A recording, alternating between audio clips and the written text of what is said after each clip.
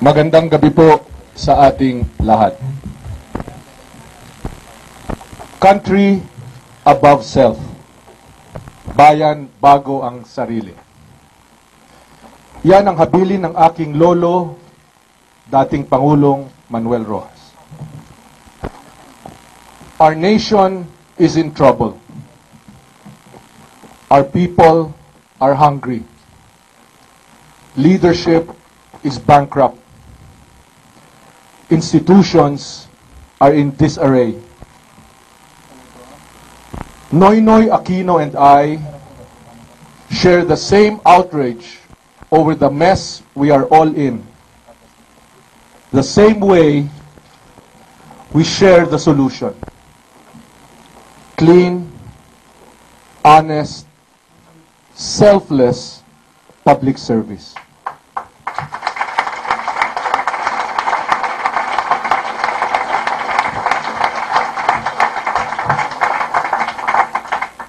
Marami at mabigat ang mga problema ng bansa. Kailangan nating ayusin. Matindi ang kalaban. We need a determined force for good, far stronger than the festering evil around us. We need to fight just as our own fathers fought dictatorship. And just as they both died believing that good will conquer evil. Noynoy and I want to make a difference. But we also know that we need to unite to achieve what we want. I am the president of the Liberal Party.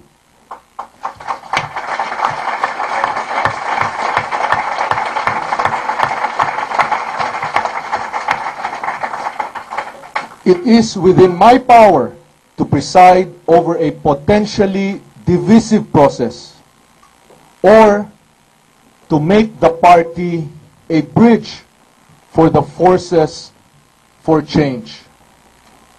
I choose to lead unity, not division.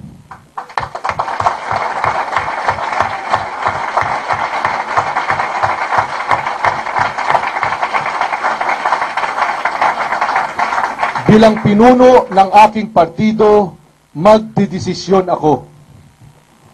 Mahal ko ang Partido Liberal. My grandfather founded it. My father led it during the most difficult times of martial law. Sa harap ng peligro, sa kabila ng napakaraming tukso, hindi siya sumuko.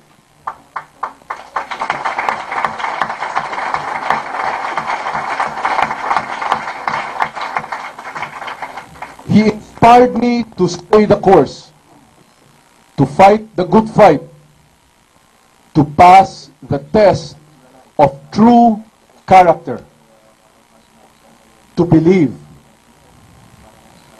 Over the weekend, Noynoy and I had many long conversations. Masinsinang usapan. We agreed, let us forget about ourselves. This is not about us. This is about our people and our country.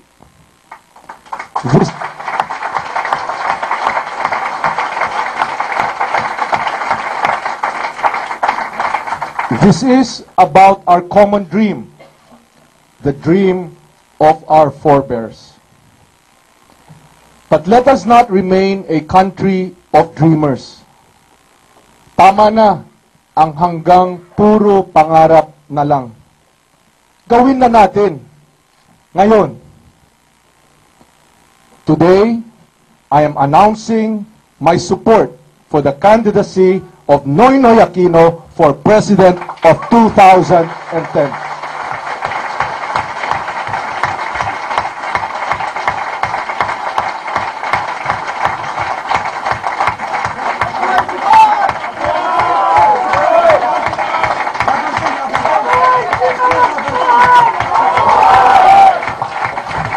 Sa madaling salita, di pa ako tapos. Noy has made it clear to me that he wants to carry the torch of leadership. The passing of our beloved President Cory has reawakened a passion among us. I see this as fuel to bring us to the realization of our dream. Good will win over evil.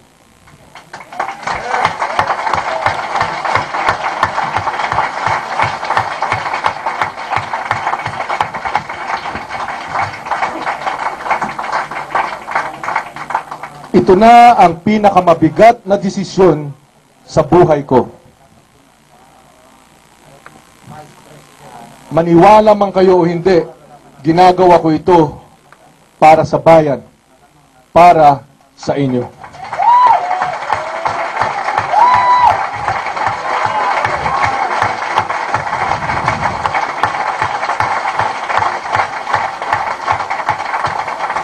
I do this for unity in support of change. And if that means that somebody must make a sacrifice, it must be me. Ako na.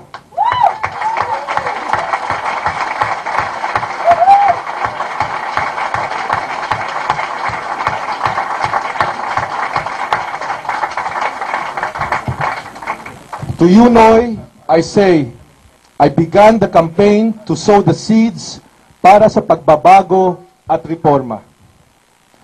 You must now be the one to grow them in the arena of leadership. Hindi kami maghihiwalay ni Noy. I will stand with him.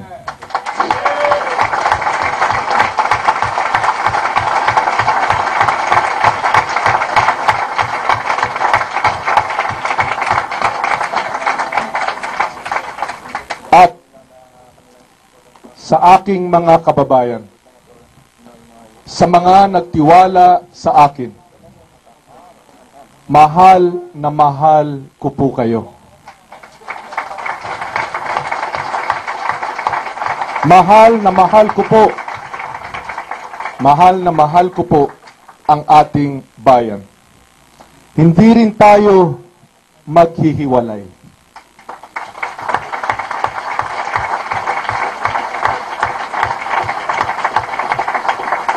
Itutuloy natin ang pagbabago sa ating bansa. Itutuloy natin ang laban para sa reforma. Kay Noy at sa aking mga kababayan. Bayan, bago ang sarili. Hindi ko kayo pababayaan, lalaban tayo.